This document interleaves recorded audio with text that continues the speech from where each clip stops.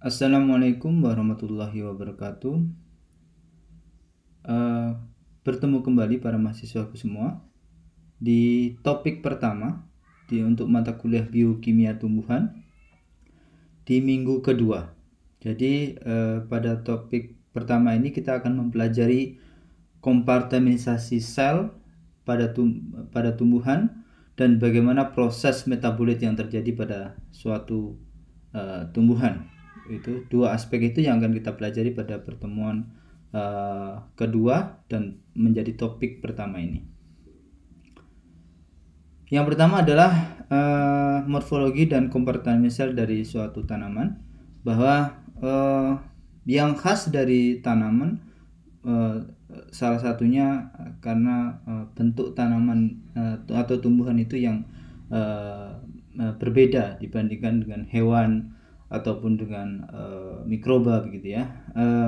Semua tumbuhan misalnya memiliki biji tanaman dengan bentuk yang hampir sama begitu.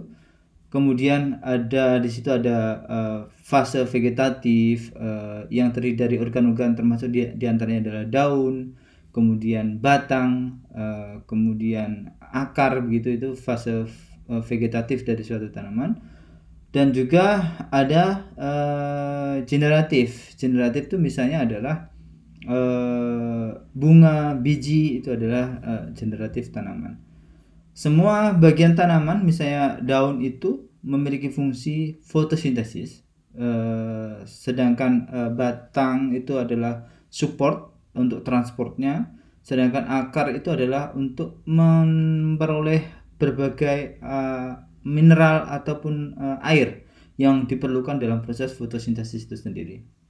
Jadi daun dan batang itu menjadi satu kesatuan karena dia tuh biasanya terhubung gitu ya, dan diantaranya biasanya ada internodnya antara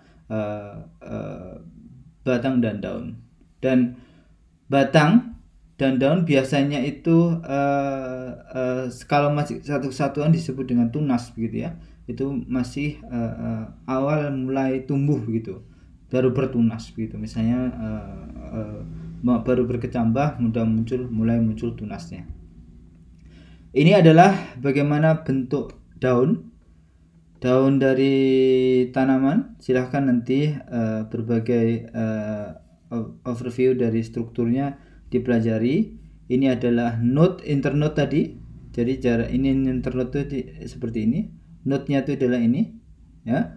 Kemudian axillary band with meristem, ini dengan meristem, ini ujungnya adalah ujung meristem. Ini ada leaf primadona, shoot apex and apical meristem, ini meristemnya. Jadi yang tumbuh berkembang nanti menjadi daun secara utuh begitu ya. Itu masih dalam bentuk tunasnya. Kemudian ini adalah berbagai bentuk, silahkan nanti dipelajari dengan seksama. Ada sel mesofil daun gitu, ada xilem phloem untuk jaringan transportasi gitu, ada stomata daun dan seterusnya. Kemudian untuk menghasilkan sel baru biasanya ada sel yang sering membelah terus-menerus yang disebut dengan meristem. Jadi meristem itu merupakan bagian tanaman yang nanti membelah, membentuk sel-sel yang baru yang nanti berkembang menjadi bagian penting dari suatu tumbuhan itu. Di bagian batang, di bagian akar begitu, ada bagian-bagian meristem yang nanti terhubung satu dengan yang lain gitu. Kemudian ini beberapa bagian, kalau kita lihat sel, komponen sel dari bagian batang misalnya, ini ada epidermis, ada bagian ini adalah epidermis, kemudian cortex, ada ground tissue, ada vascular tissue, vascular cambium yang melingkar ini, vascular cambium. Vascular tissue adalah xilem dan phloem. Kemudian ground tissue adalah cortex dan pit, ini istilahnya ya. Ada jaringan utama yang membentuk tubuh suatu tanaman yang disebut dengan dermal tissue, ground tissue, dan vascular tissue. Dermal tissue itu contohnya adalah epidermal, sel epidermal, ya, sel epidermal yang ada di kulit begitu. Kemudian ground tissue itu sel parenkim, ya, sel parenkim yang ada di dinding sel. Biasanya di dinding sel tanaman itu ada di sel ground tissue. Ada selenchima cell, itu adalah ground tissue juga. Kemudian ground tissue ada colonchima cell, itu yang ada di dinding sel tanaman juga. Kemudian ada yang disebut dengan vascular tissue. Vascular tissue yang telah saya ceritakan di atas bahwa ada dua, yaitu xilem dan phloem. Xilem dan phloem ini yang terkait dengan bagaimana bertanggung jawab terhadap proses transportasi nutrisi dan juga hasil asimilasi, ya, nutrien-nutrien ataupun metabolit hasil fotosintesis begitu. Kalau dilihat dari komponennya baik di phloem ataupun di xilem gitu ya, dia biasanya ada vessel element gitu ya, vessel element yang terkait dengan bagaimana dia bisa melakukan transportasi. Kalau di phloem itu ada shape tube element disebutnya.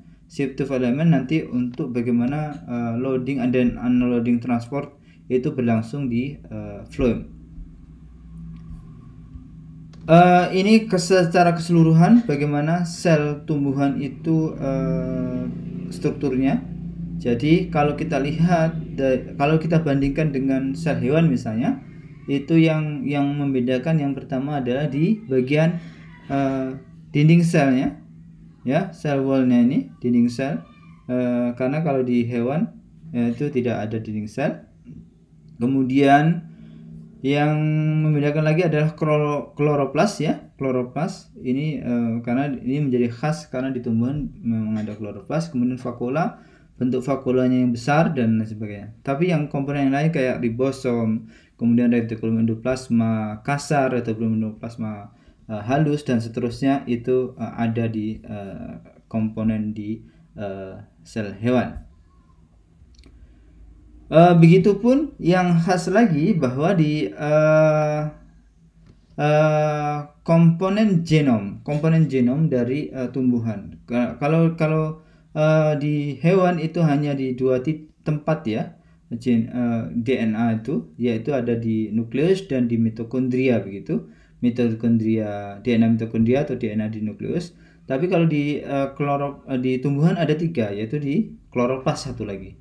Jadi nukleus, mitokondria, dan kloroplas. Nah, ini beberapa kompartementasi dari suatu sel mesofil yang diambil. Di situ yang paling tinggi komponennya adalah vakula, secara volume sekitar 79% begitu. Kemudian di kloroplas, sitosol, mitokondria, nukleus, ya. Nukleus itu yang urutannya. Kemudian peroksisom, endoplasmic reticulum, kemudian badan Golgi dan juga oil body, ya. Nah, apa fungsinya masing-masing? Vakula itu adalah mengatur sel turgor, ya, mengatur tekanan sel, kemudian tempat penyimpanan dan pembuangan sampah gitu ya, sampah di dalam sel tumbuhan itu. Kemudian kalau kloroplas adalah untuk fotosintesis, kemudian sintesis pati dan lipid. Kemudian kalau sitosol itu adalah jadi metabolic kompartemen yang umum itu berlangsung di sitosol, kayak misalnya di glikolisis itu berlangsung di sitosol. Kemudian reaksi-reaksi enzimatis yang lain itu atau sintesis sukrosa itu berlangsung di sitosol. Mitokondria, sel respirasi atau fosforilasi oksidatif itu berlangsung di mitokondria. Kemudian nukleus itu mengandung genom dari sel. Jadi tempat berlangsungnya reaksi replikasi itu ada di nukleus. Dan peroksisom tempat proses transkripsi intermediat yang dibentuk, ya. Itu peroksisom. Kemudian endoplasmic reticulum toksik, ya. Ini peroksisom itu untuk menangani komponen-komponen toksik gitu, ya. Toksik yang kaitannya itu biasanya peroksisom yang akan bertanggung jawab. Retikulum endoplasma itu menyimpan ion kalsium, kemudian berpartisipasi terhadap ekspor protein dari sel dan transport protein ke dalam vakula.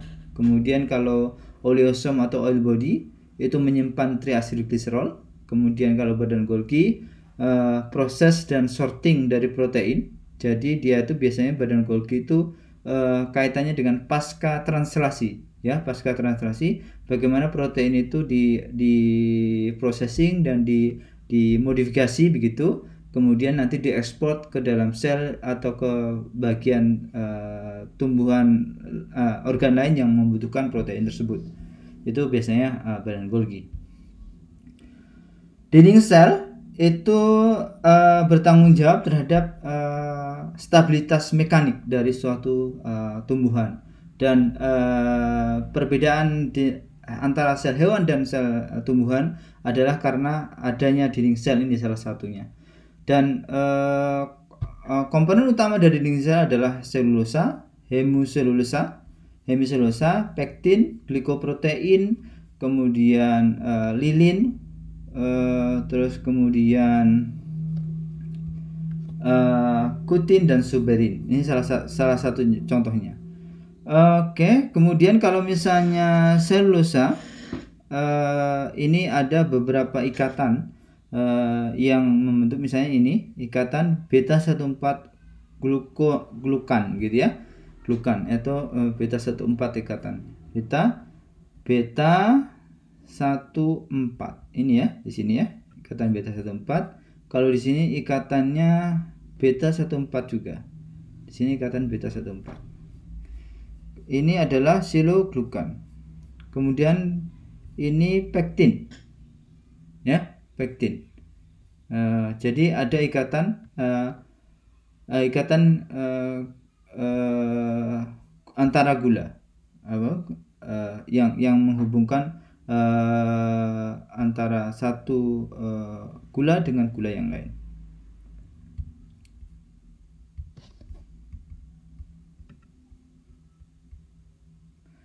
Baik, dinding sel memiliki dua tipe. Yang pertama adalah dinding sel primer, yang kedua adalah sekunder. Ini bentuknya primer. Dinding sel primer itu yang ini, berarti dinding sel sekunder itu yang ini. Sementara yang paling ini setelah dinding sel sekunder itu adalah membran plasma. Primer itu terdiri dari 20 selulosa, hemiselulosa, pektin, dan glikoprotein, ya. Kalau sekunder itu hanya terdiri dari selulosa yang nanti terhubung dengan dinding sel primer itu, ya. Itu yang membedakan antara dinding sel primer dan sekunder. Dinding sel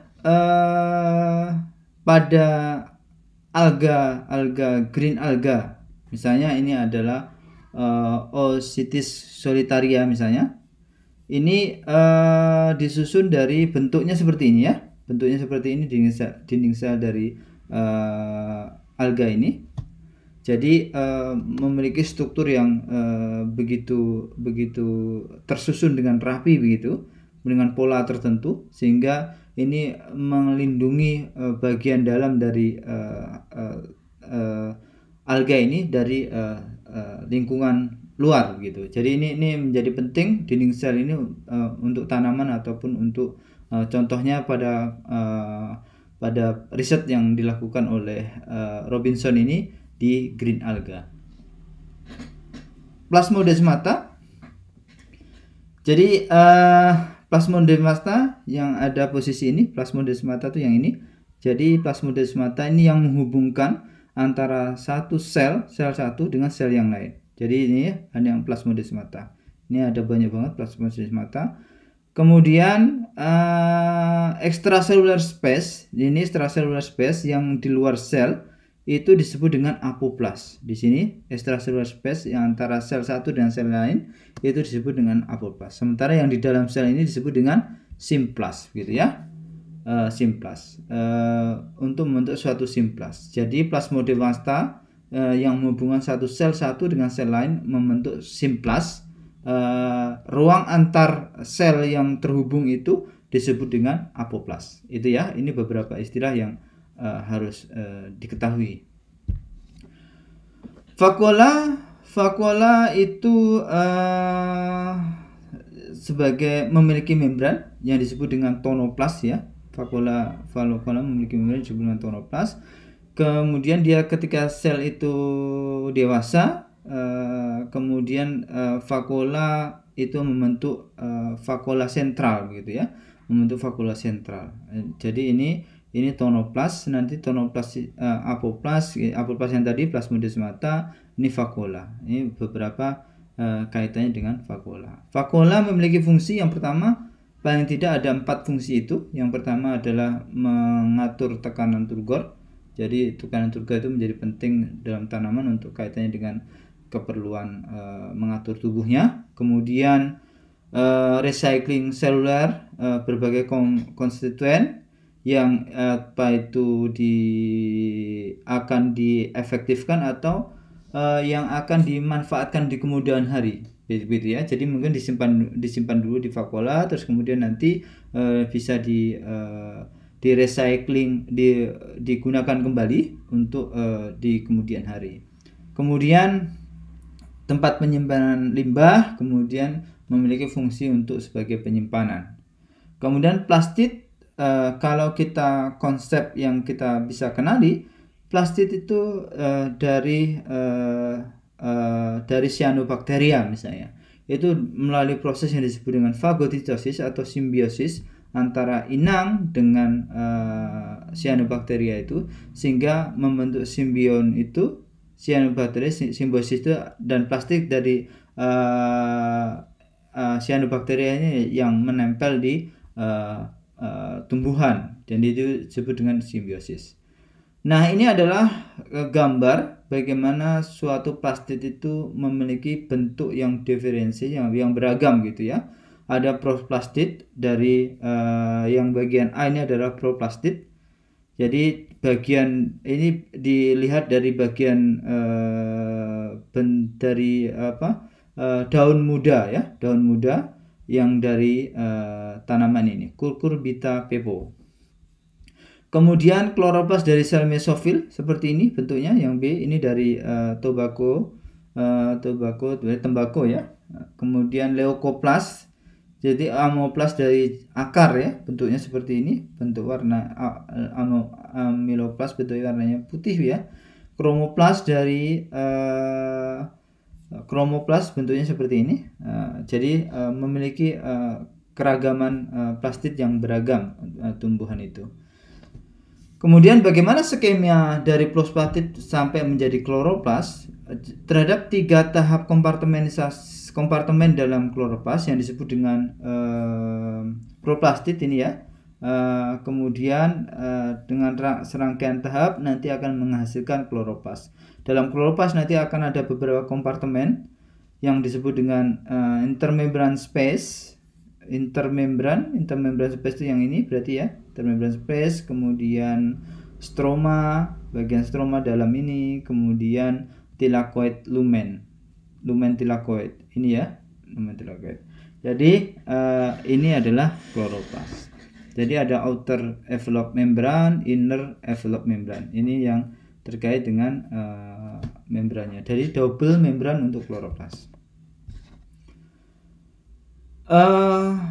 Pada daun yang tumbuh di gelap gitu ya, biasanya disebut dengan tanaman etiolatit gitu. Plastid memiliki warna yang kuning dan disebut dengan eteoplas gitu ya. Istilahnya adalah eteoplas. Kemudian kalau leucoplas itu golongan dari plastid yang warnanya tuh berdiferensiasi, menghasilkan berdiferensiasi warna organel dengan memiliki berbagai fungsi ya. Misalnya amyloplas yang berfungsi sebagai tempat penyimpanan untuk pati pada jaringan non green, berarti jaringan yang tidak hijau, seperti pada jaringan akar, kemudian ada di biji, ada di umbi begitu ya. Ini contoh-contohnya leukoplast. Jadi kaitannya begitu. Kalau chromoplast, plastik juga yang kaitannya dia itu memiliki kandungan karotenoid yang tinggi. Jadi dia berwarna merah, oranye ataupun kuning begitu ya. Fungsi utamanya adalah tempat pigmen ya, sunflower and fruit. Jadi tempat pigmen dari beberapa bunga dan buah begitu ya. Biasanya misalnya contohnya adalah warna merah dari buah tomat gitu, atau warna merah, warna kuning gitu kan dari beberapa buah-buah ya, buah-buahan yang ada. Itu adalah yang bertanggung jawab adalah kromoplast. Mitokondria sebagai tempat respirasi di mana substratnya akan dioksidasi menghasilkan ATP. Mitokondria ini akan meneruskan proses oksidasi glukosa dari glikolisis, kemudian dari siklus Krebs. Siklus Krebs nanti akan menghasilkan molekul berenergi tinggi, misalnya NADH, kemudian GTP dan seterusnya. Nanti akan FADH2 misalnya, nanti akan masuk ke dalam mitokondria. Mitokondria nanti melalui proses fosforilasi oksidatif menghasilkan ATP. Nah, seperti halnya kloroplas, mitokondria juga diduga berasal dari endosimbion. Jadi berasal dari endosimbion. Maka di sini mitokondria ada matrik, ada krista, di sini ada krista, kemudian di sini ada intermembran space, outer membran, kemudian ini ada inner membran. Jadi double membran untuk mitokondria juga. Peroksisom atau sering disebut dengan mikrobody, ukurannya kecil dengan diameter 0,5 sampai 1,5 mm, dan dia adalah tempat reaksi intermediate, toxic intermediate yang dibentuk ya, tempat reaksi. Jadi bagaimana detoksifikasi senyawa-senyawa toksik itu yang bertanggung jawab adalah peroksisom ini pada tumbuhan. Kemudian endoplasmic reticulum dan badan Golgi itu biasanya sebagai tempat distribusi ya, sebagai tempat mendistribusikan berbagai metabolit dari suatu proses biosintesis. Itu biasanya kalau endoplasmic reticulum kasar itu yang kaitannya dengan nanti terhubung dengan ribosom untuk nanti terkait dengan pembentukan protein dan seterusnya. Bagaimana skemanya? Di antara endoplasmic reticulum dan bundle Golgi itu transfer protein dari reticulum endoplasma ke vakuola dan mensekresikan protein dari sel. Baik, prosesnya bagaimana? Ini biasanya melalui yang disebut dengan secretory vesicle, ya, secretory vesicle. Jadi badan Golgi, reticulum endoplasma, ribosom itu menghasilkan protein, kemudian protein membentuk vesicle.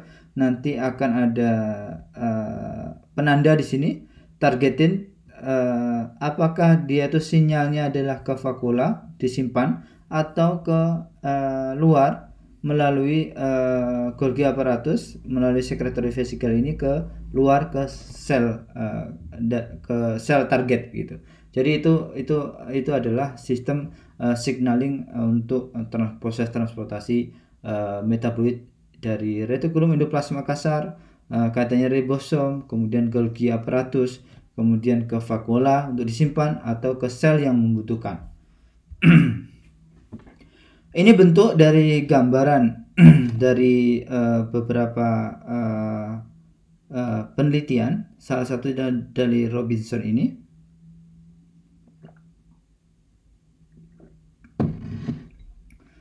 Jadi ini contoh untuk menggambarkan bagaimana proses transportasi metabolit sedemikian rupa yang menunjukkan bahwa sel itu retikulum endoplasma, kemudian ribosom itu dapat dikenali sebagai area yang area-area ini ya, seperti ini ya.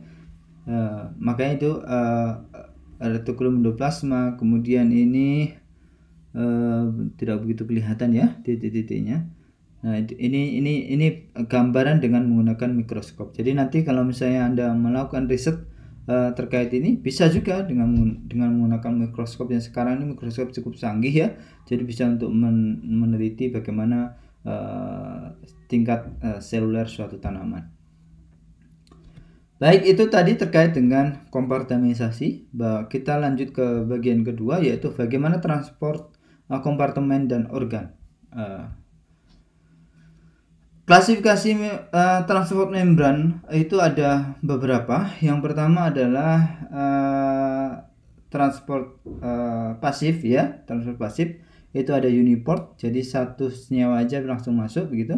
Ada antiport, berarti antiport itu ada anti senyawa gandengannya yang nanti dia keluar, yang B keluar, yang A masuk. Atau simport, keduanya harus A dan B itu sama-sama masuk baru bisa A masuk baru B bisa masuk, atau B masuk baru A bisa masuk. Itu adalah simport. Kemudian electrogenic transport. Electrogenic transport itu adalah bagaimana proses transport itu tergantung dari adanya elektron ya, adanya elektron. Jadi gradien proton yang ada ini menyebabkan proses pengaktifan ATP sehingga transport itu dapat terjadi. Kemudian transfer aktif biasanya juga seperti halnya electrogenic transport. Jadi dia mengaktifkan pembentukan ATP, tetapi dia ada secondary active transport. Yang senyawa secondary active transport bukan ion ya, tapi senyawa secondary active transport, dan disebut misalnya secara dalam ini adalah malat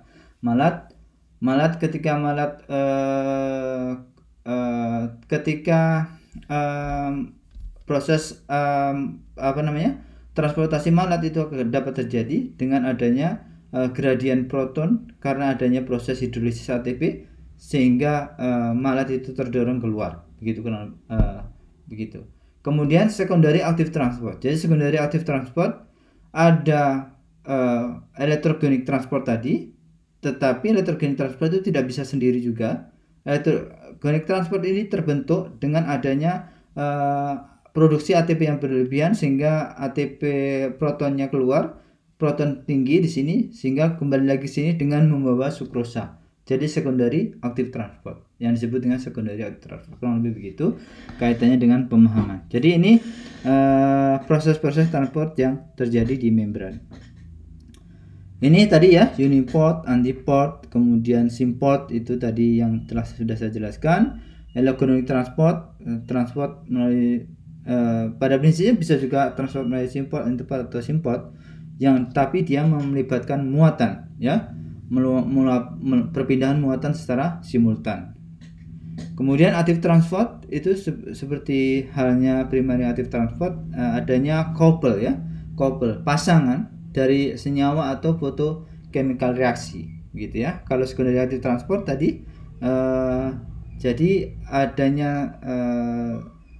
adanya gaya tadi, driving force secara elektrokimia sehingga akan menyebabkan mendorong sukrosa masuk ke dalam membran dalam sel begitu ya, melalui membran ini. Jadi kurang lebih yang saya terangkan tadi itu yang prinsipnya.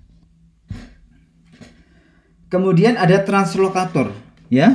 Translokator itu adalah katalis ya, yang dia itu memiliki katalis yang berfungsi sebagai transport substrat yang spesifik dan biasanya terhadap suatu produk metabolisme. Contohnya adalah triosa fosfat translokator kloroplas ya. itu di chloroplast adanya. Jadi dia itu mampu mengekspor fotoasimilat dari chloroplast melalui proses katalisis counter exchange.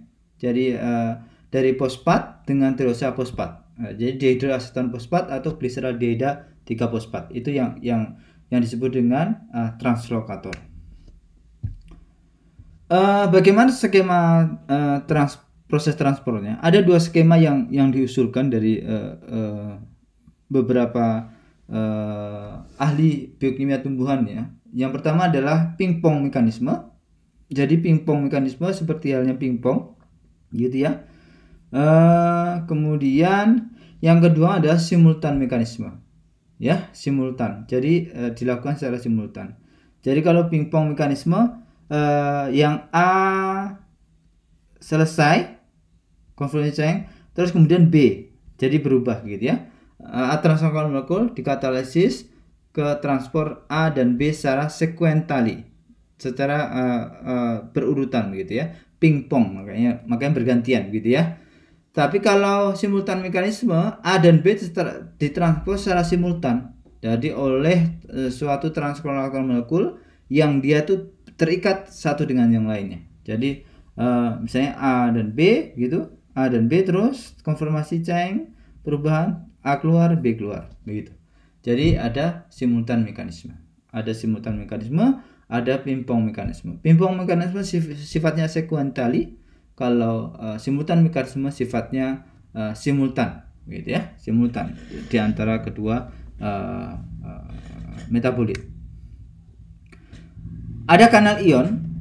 Kanal ion memiliki transfer yang memiliki high sangat kapasitasnya sangat tinggi ya, sangat tinggi, sehingga ion kanal ini mentransfer berbagai ion pada kecepatan yang sangat cepat dibandingkan translokator.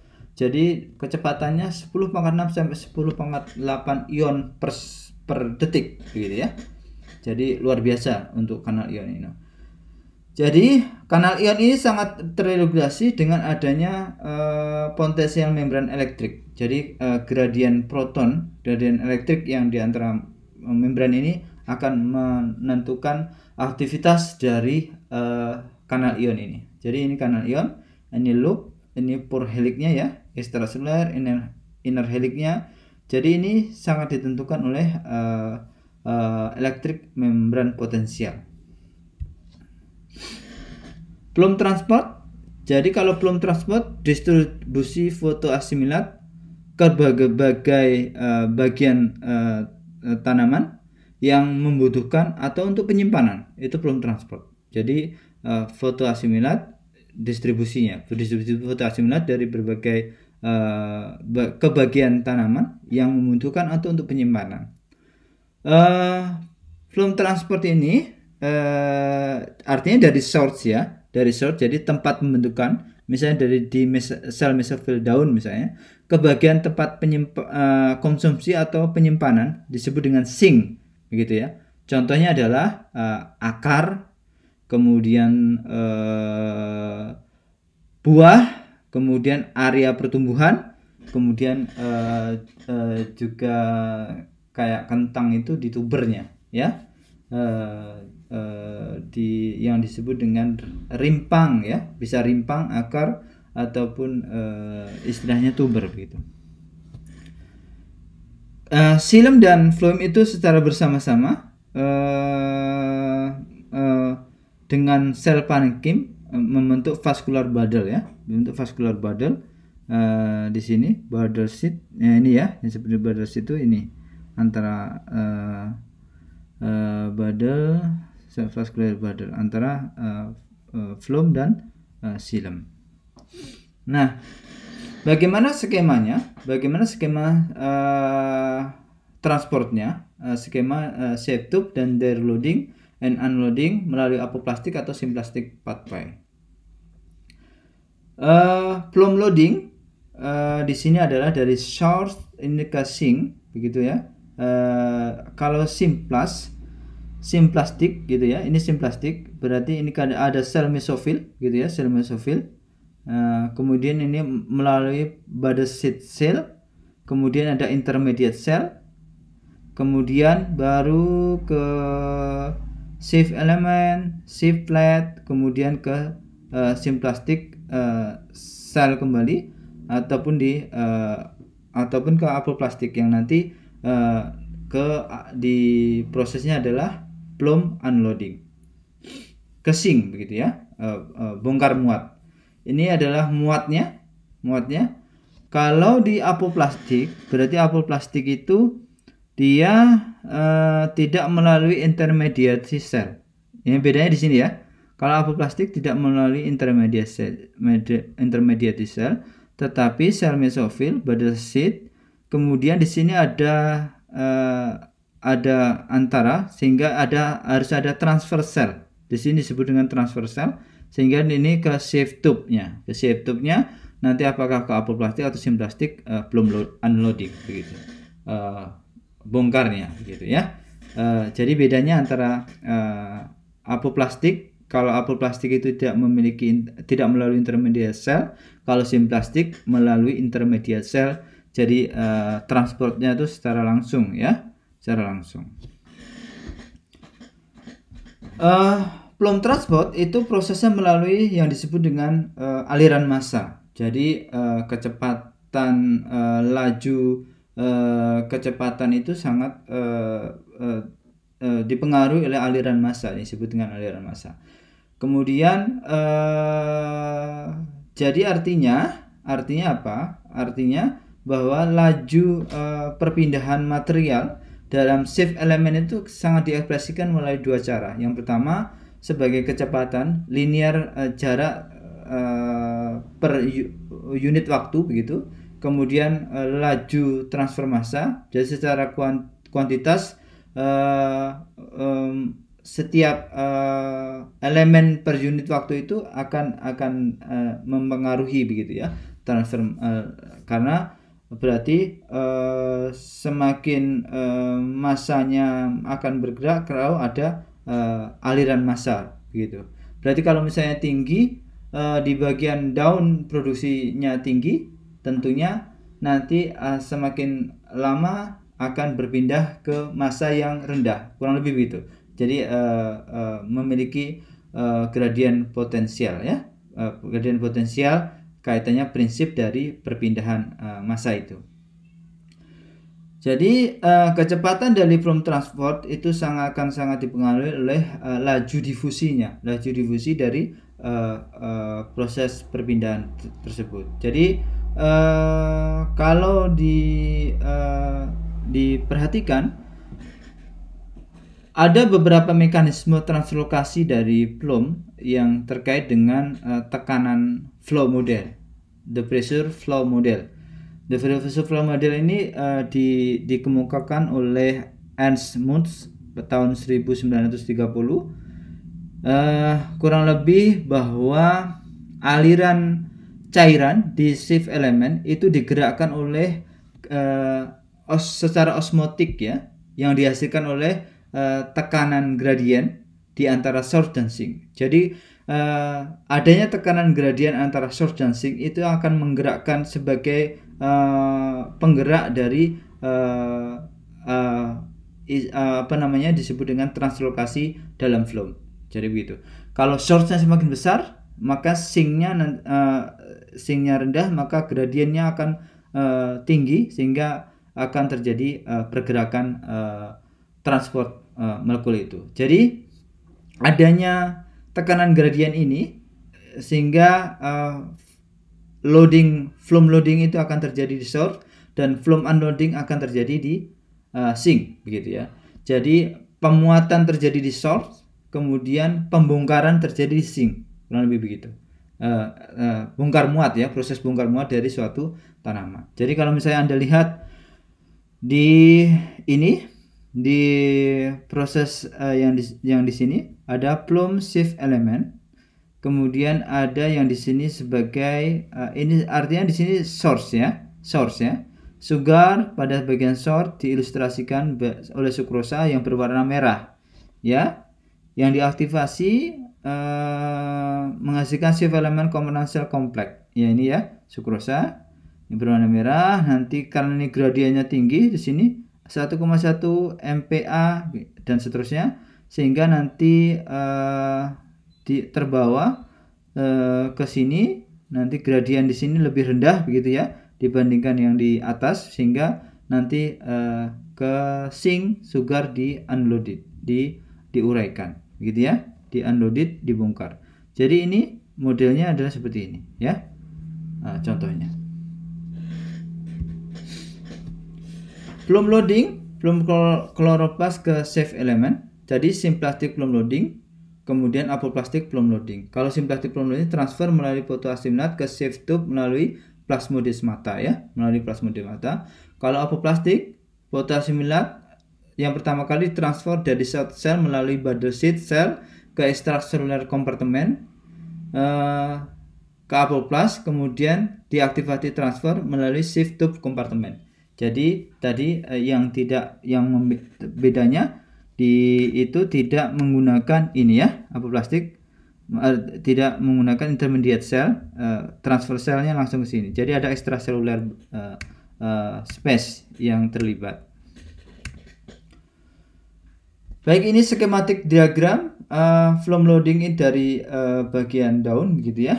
Skematik diagram phloem loading. Jadi bagaimana fotosintesis bertanggung jawab terhadap produksi gula gitu.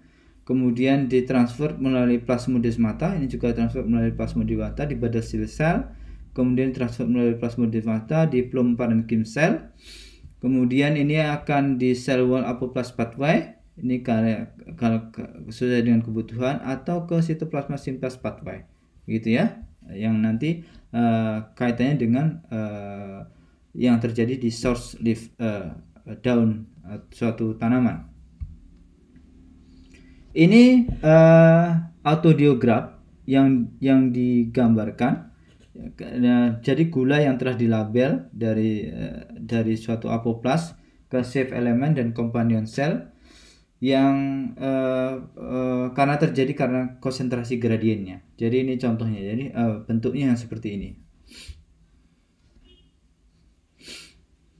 Nah, shift element komponen sel kompleks ini ada ATP dependent sukrosa transport dalam shift element loading. Jadi co-transport model sukrosa loading ke simplas dari shift element komponen sel kompleks ini, plasma membran artificial cell akan memompa proton gitu ya. Ini adanya proses hidrolisis ATP sehingga akan memompa proton di sini, sehingga proton ini akan mentransfer sukrosa. Jadi dari high konsentrasi ke low konsentrasi gitu ya. Jadi akan terjadinya proses simport ya, sukrosa H+ importer di sini. Jadi H+ yang ini akan di proses import. Jadi ada energi proton gradient itu yang digunakan. Dari modelnya bahwa ada polymer trapping dari proses phloem loading ini. Secara sederhana trisakarida stegosa itu dibentuk ya. Trisakarida stegosa itu dibentuk ya. Misalnya begini. Di bundle seed cell ada glukosa, fruktosa hasil fotosintesis begitu ya. Sintesis dari sel mesofil ya. Didifusikan ke body cell melalui intermediate cell melalui abundan plasmodesmata yang banyak, sehingga nanti di body cell itu akan terbentuk sukrosa. Jadi gabungan antara glukosa dan fruktosa. Sukrosa ditransfer melalui plasmodesmata ke intermediary cell. Di intermediary cell ada rafinosa dan stakiosa. Ya, dan rafinosa dan stakiosa atau stakiosa disintesis dari sukrosa dan galaktosa. Jadi sukrosa ini dan galaktosa menghasilkan rafinosa ataupun stakiosa. Ya, nanti sehingga ini difusi secara gradien ke sukrosa begitu ya. Karena sangat besar, dia tidak difusi secara langsung sehingga kembali lagi ke sel mesofil. Rafinosa dan stakiosa mampu berdifusi ke safe element sehingga hasilnya konsentrasi transfer meningkat, dan intermediate cell dan dalam intermediate cell dan shift element. Jadi begitu proses transportasi. Jadi ada proses polymer trapping istilahnya untuk melakukan proses transportasi di antara pada seed cell, intermediate cell, dan shift element. Bagaimana pola di apoplastic dan simplastic loading sebenarnya? Apoplastic loading itu transfer gulanya sukrosa. Kalau simplastic loading transfer gulanya oligosakarida yang di dalamnya ditambah ke dalam sukrosa, gitu ya. Tipe companion selnya tipe ordinary companion cell atau transfer cell. Sementara kalau simplastic loading itu intermediary cell. Kemudian jumlah plasmodesmata yang terhubung ke sel itu sedikit apoplastik, sementara simplastic loading itu sangat banyak, gitu ya. Ini plasmodesmata, intermediary cell, ini companion cell, ini shift element, phloem parenchyma, cell companion, xylem vessel ya. Ini bedanya secara gambaran dari apoplastic loading dan simplastic loading. Baik, ini phloem unloading asing dari phloem unloading sink to source transition. Simplastic phloem unloading, bagaimana phloem unloading pathway ya. Simplastic phloem unloading ini melalui plasmodesmata, ini dinding sel, ini sink sel, ini tempat penyimpanan. Apoplastic phloem unloading tipe 1 itu jadi unloading ini didesain secara apoplastik karena satu tahap gitu ya, satu tahap. Jadi transfer dari shift element companion cell complex ke sink cell terjadi dalam apoplas gitu ya, terjadi di dalam apoplas. Jadi satu sugar yang masuk ke dalam simplas dari adjoining cell tadi ditransfer secara simplastik secara simplastik ya, secara simplastik. Tadi tidak apoplastik. Jadi secara langsung ya ke dalam terjadi di apoplas. Kemudian simplastik unloading yang tipe 2A dan 2B. Tipe 2 sama, dia ini juga memiliki tahapan apoplastik, tetapi pengeluaran dari shift element companion cell-nya shift element unloading secara simplastik ya, secara simplastik. Jadi apoplastik pada tahap ini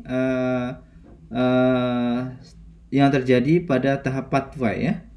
Kalau yang 2A apoplastik yang tahapannya ke shift element companion cell complex, tetapi apoplastik step kemudian dihubungkan. Kalau di sini kan apoplastik ke simplastik gitu ya, apoplastik ke simplastik. Jadi secara langsung. Kalau di sini apoplastik melalui plasmodesmata ke simplastik gitu ya. Kalau di sini ada beberapa tahapan gitu ya, ada beberapa tahapan, nanti ujungnya ke simplastik ke sink selnya. Kurang lebih begitu. Ini baru hipotesis ya sebenarnya, ini baru hipotesis. Jadi konsep-konsep ini masih bisa dipelajari lebih lanjut. Nah, bagaimana sebenarnya contoh suatu riset terkait dengan proses itu? Jadi kalau misalnya para mahasiswa semua ingin melakukan riset, bagaimana suatu riset itu kita pelajari, itu sebenarnya ini contohnya. Jadi ini adalah salah satu contoh penelitian kami yang terkait dengan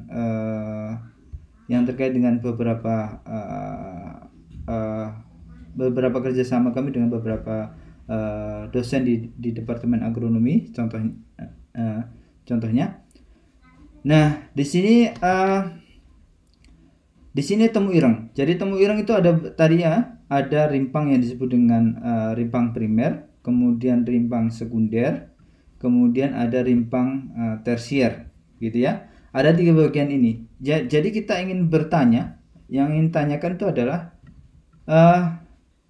bagaimana kompartementasi terhadap metabolit dalam hal ini metabolit yang ingin kita ukur adalah fitokimia alkaloid, Dragendorf gitu ya, alkaloid, kemudian flavonoid, tannin, saponin, triterpenoid, steroid.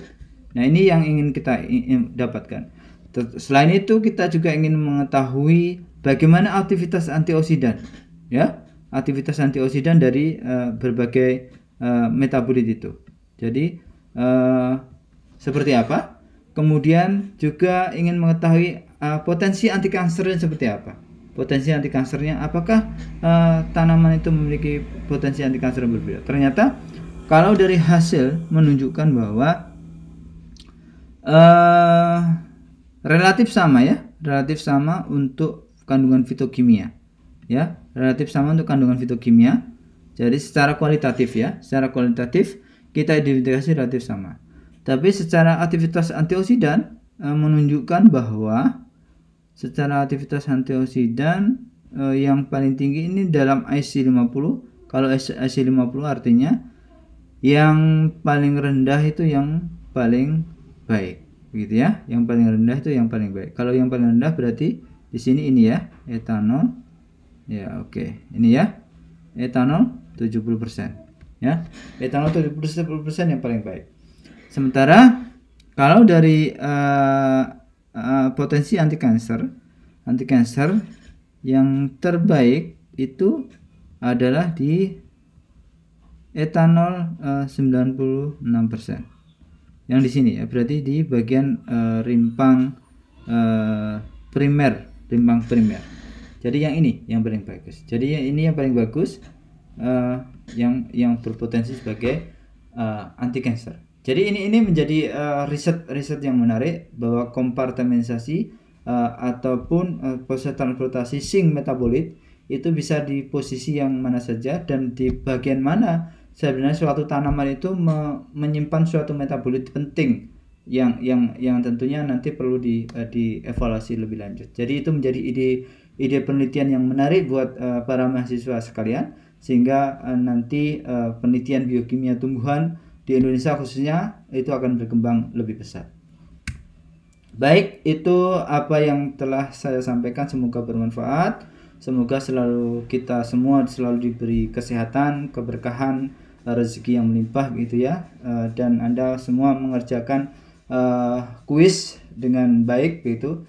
Kalau ada pertanyaan silahkan Anda bisa menghubungi kontak HP saya ataupun kontak email saya. Akhirul salam. Assalamualaikum warahmatullahi wabarakatuh.